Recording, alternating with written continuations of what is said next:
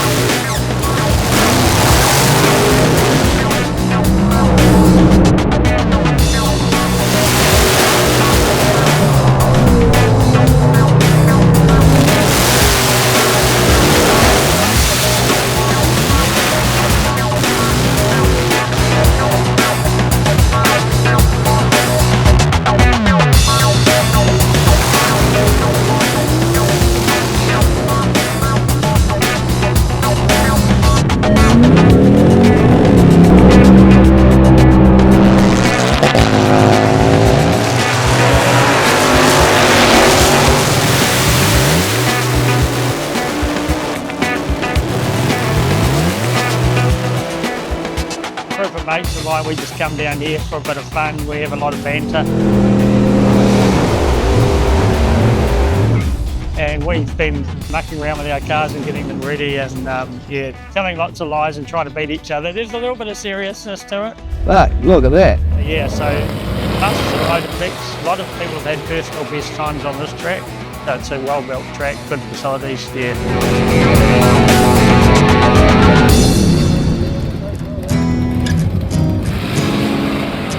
I've been drag racing, well, my first time was when I was 20, but only babies came along with family, so I had to put that aside, and then we got into it again, probably 16 or 17 years ago, and had this for 15 or so years.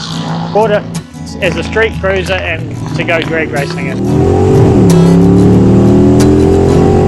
Yeah, spent 15 years changing the motors, changing transmissions, changing diffs, and learning about racing and tuning and all that sort of thing. So a lot of help from mates.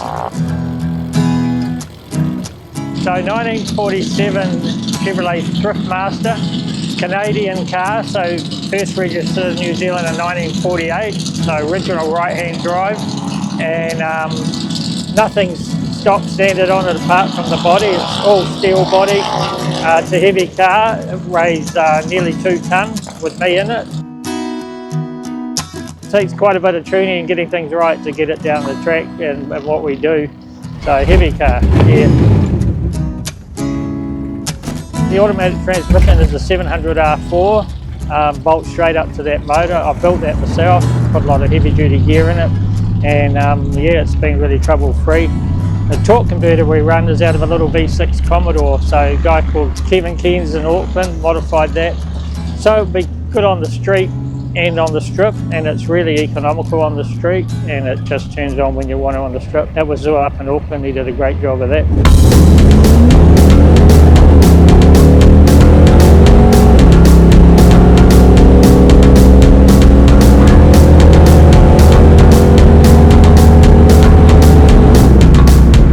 So it's a 383 small block Chevy, so originally a Corvette motor that's been stroked. We had bad luck, we broke a piston, we broke a crankshaft, so we've had the engine out a few times, but a guy called Ross Bailey built this little small block, and since he touched it, man, it's just been bulletproof. And now we just tune it. We just spend a lot of time tuning it, and we don't just tune the engine, we tune the trans, we tune the rear axle, we change shocks and do all sorts of things. So yeah, it's got to be comfortable on the street as well. So the differential in it originally was a Camaro diff. I was scared I was going to break it, so I put a big Nissan Safari 4-wheel drive diff in it with a diff locker. We blew 3 diff lockers, so I put an ARB diff locker in it, Australian made piece of equipment, and man, it's just strong as now. No trouble with the diff. So that's all modified. We've got Falcon disc brakes on it, and it's all certified, so it's all street legal, done properly. Yeah.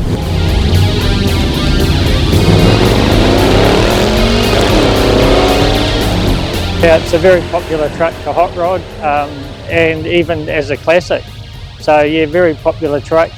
But yeah, you see some pretty high-end builds, but There's a lot of Kiwi ingenuity gone into this one, so a lot of it's been done ourselves. The chassis was built by someone else, they did a great job. But yeah, very popular hot rod truck, yeah, and nice to drive, good manners on the street. My best time today is 12.8, yep, pretty good. My best is a 12.76 for a 2-ton truck with a small block Chevy. Yeah, we're pretty happy with that. I put a mate sticker on the side of the truck today, you'll see. He supplied the back tyres, a guy called Dave Pink, so he's really great. He lives in Napier and he's got a little tyre shop there, so we thought we'd wave his flag today. So Marineland Street Rod and Custom Club, they've been in Napier. They've just had their 50th anniversary recently. And yeah, no, good club, good, a lot of helpful guys, real true hot rodders. A lot of them build cars from scratch. I didn't build this from scratch, but yeah, no, a lot of talented guys that just get into their sheds and get stuck in and figure stuff out.